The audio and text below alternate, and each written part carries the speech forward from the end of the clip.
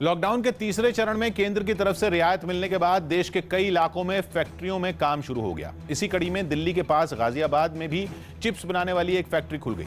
हालांकि नियम के तहत सिर्फ 33% कर्मचारियों को ही काम पर बुलाने की इजाजत है। साथ ही सोशल डिस्टेंसिंग और साफ सफाई का ध्यान रखना भी जरूरी है, इसलिए कर्मचारी एक दूसरे से जरूरी फासला रखते हुए फैक्ट्री में काम करते नजर आए। एक महीने बाद काम पर लौटने पर कर्मचारियों ने भी खुशी जताई। आज हमारी कंपनी को 33% की अनुमति मिली है कि कंपनी चलाने की, तो सर आज अच्छा महसूस हो रहा है। कर्मचारियों के फैक्ट्री में दाखिल होने से पहले भी जरूरी सावधानी बरती गई। सभी कर्मचारी मुंह पर मास्क लगाकर फैक्ट्री पहुंचे, जहां बारी बारी से उनका तापमान मापा गया और इस काम में लगा फैक्ट्री का एक गार्ड सुरक्षा के लिए बाकायदा पीपीई किट पहना नजर आया। इसके बाद कर्मचारियों पर सैनिटाइजर का स्प्रे भी किया गया। तो उनको रहने की व्यवस्था भी की, यहाँ पे कमरे रह के लेके हमने उनको रखा है वहाँ पर। फैक्ट्री के अंदर भी कर्मचारी एक दूसरे से कुछ फीट की दूरी पर बैठकर काम करते नजर आए।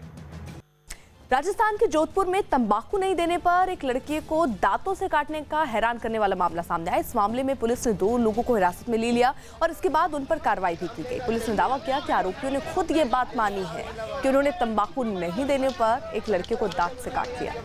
इसके बाद जब वहां चीख पुकार मची तो पुलिस भी पहुंच गई और आरोपियों को भी पकड़ लिया गया। राजस्थान के कोरोना के खतरे की वजह से पान, तंबाकू और सिगरेट की दुकानों को गहलोत सरकार ने बंद रखने का ही फैसला किया है।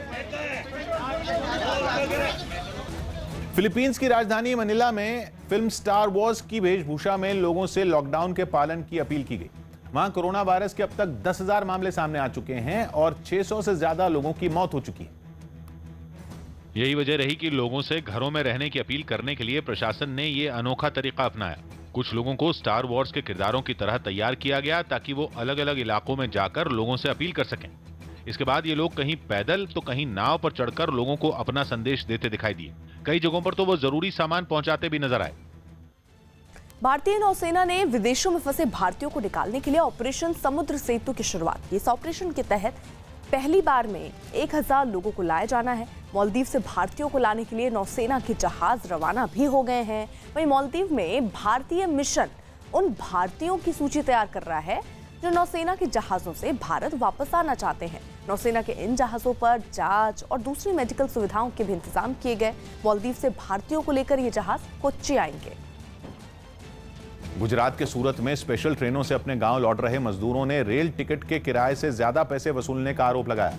केंद्र सरकार ये कह चुकी है मजदूरों को उनके गांव भेजने का जिम्मा केंद्र और राज्य सरकारों का है और ये भी साफ कर चुकी है कि टिकट का 85% किराया केंद्र सरकार देगी, जबकि 15% किराया राज्य सरकारों को देना होगा। लेकिन सूरत रेलवे स्टेशन पर जो मजदूर अपने गांव लौटने के लिए पहुंचे, उनमें कुछ ने आरोप लगाया कि उनसे टिकट की कीमत से ज्यादा पैसे वसूले गए। 810 टिकट आपसे 810 रुपए 810 टिकट कितने की है? 710 100 रुपए ज्यादा लिया। रेलवे स्टेशन पर सभी मजदूरों को स्पेशल ट्रेनों में बिठाया गया और सोशल डिस्टेंसिंग का ध्यान भी रखा गया। लेकिन टिकट की तय कीमत से ज्यादा पैसे वसूले जाने पर कई मजदूरों ने नाराजगी जताई। ट्रेनों की टिकट का दाम 710 से लेकर 725 रुपया है, मगर श्रमिक लोग जो अपने वतन के लिए निकले हैं उनको कहीं ना कहीं ये टिकट 800 से लेकर 900 रुपए तक चुकाना पड़ा है। हरभजन सिंह ने आर अश्विन को सबसे अच्छा ऑफ स्पिनर बताया। हरभजन सिंह ने आर अश्विन की तारीफ करते हुए उन्हें दुनिया का सबसे अच्छा ऑफ स्पिनर बताया। साथ ही उम्मीद जताई कि वो दुनिया के सबसे ज्यादा विकेट लेने वाले गेंदबाज बन सकते हैं।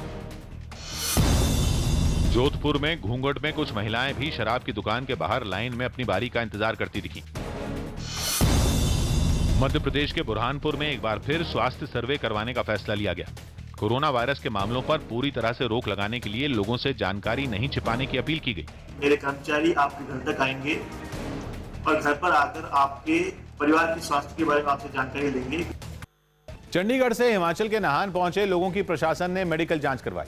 ये सभी लोग लॉकडाउन लागू होने की वजह से चंडीगढ़ में ही फंस गए थे, जिनको वापस लाने के लिए हिमाचल सरकार ने बसें भेजी और लोगों की स्क्रीनिंग के लिए राज्य की सीमा पर ही डॉक्टरों की एक टीम तैनात कर दी। सभी यात्रियों का तापमान मापने के बाद ही उन्हें आगे भेजा गया।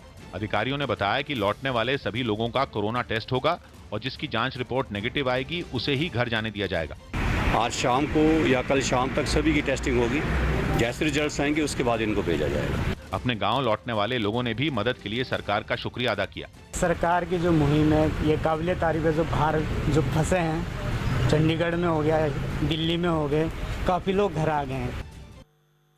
उत्तराखंड के नैनीताल में भारी बारिश के बीच भी लोग शराब खरीदने के लिए लाइन में ही लगे रहे। सुबह से ही शराब की दुकान के बाहर लोगों की भीड़ जुटी रही और भारी बारिश के साथ ही आसमान से गिर रहे ओलों के बीच भी ये लोग सड़क पर ही खड़े रहे। कुछ लोगों ने बारिश से बचने के लिए छतरी की मदद ली और जिन लोगों के पास छतरी नहीं थी वो भी भीगते हुए लाइन में ही खड़े रहे। भारी बारिश के बीच भी इन लोगों ने सोशल डिस्टेंसिंग के नियमों का हालांकि पालन किया और एक दूसरे से तय दूरी बनाए रखी, अपनी बारी का इंतजार किया और फिर जाकर दुकान से शराब खरीदी।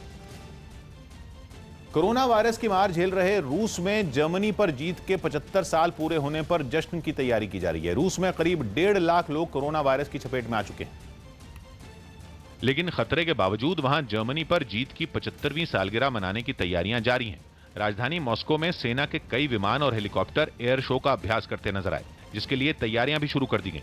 अभ्यास में सेना के सामान ढोने वाले विमानों के साथ बम बरसाने वाले विमान भी शामिल हुए। इसके अलावा सुखोई और मिग जैसे लड़ाकू विमानों ने भी उड़ान भरी। हालांकि पहले राष्ट्रपति व्लादिमीर पुतिन ने इस जश्न को टालने का ऐलान किया था, लेकिन बाद में सिर्फ एयर शो कराए जाने का फैसला लिया गया। राजस्थान के बारा में एक शराब की दुकान के बाहर 2 लोगों के बीच जमकर मारपीट हुई। बताया गया कि ये दोनों पहले भी दुकान से शराब खरीद चुके हैं और शराब पीने के बाद वो दोबारा वहां पहुंचे। फिर किसी बात पर दोनों के बीच कहासुनी हो गई और दोनों एक दूसरे से उलझ पड़े। उन दोनों को लड़ता देख एक आदमी बीच बचाव करने के लिए पहुंचा, लेकिन उसकी कोशिश भी नाकाम रही। काफी देर तक दोनों एक दूसरे को सड़क पर गिराकर पीटते रहे। विदेशों में फंसे